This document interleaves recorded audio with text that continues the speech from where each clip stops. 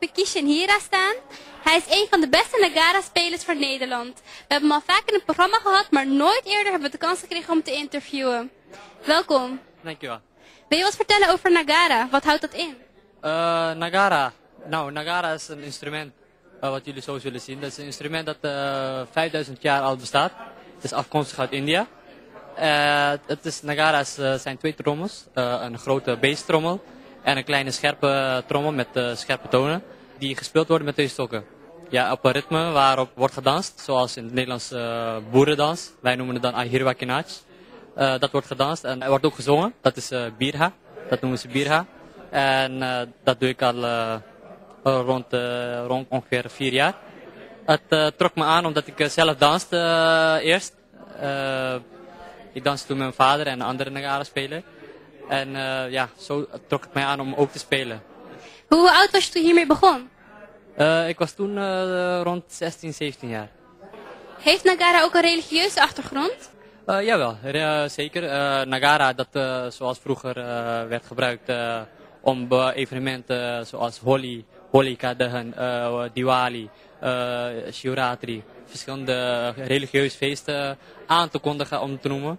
Ook met sportfeesten of andere evenementen om iets aan te kondigen, om stilte te vragen, aandacht te vragen, werd de Nagara, omdat het zo luid is, eigenlijk om aandacht vraagt.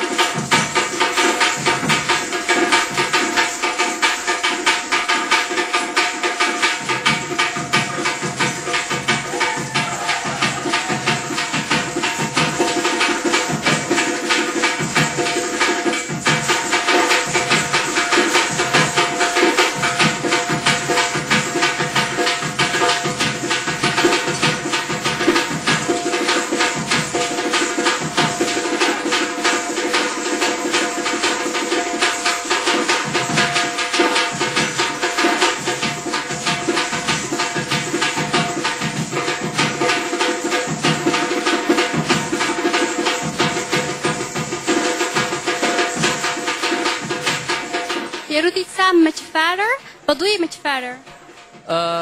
Ja, we hebben verschillende groepen. We spelen zelf ook Tasa, we hebben Loni Kinach, we hebben Nagara. We spelen ook Hajri, Bhajan, Bhetagana. Dus, maar in dit geval Nagara, dan danst mijn vader. En ik speel de Nagara. Buiten Nagara om, doe je nog andere instrumenten? Ja, dat is wel een hoop. Ik bespeel de Nagara, dantaal, dholak, harmonium, bongo, tasa, hapla. Dus veel Hindoestaanse instrumenten.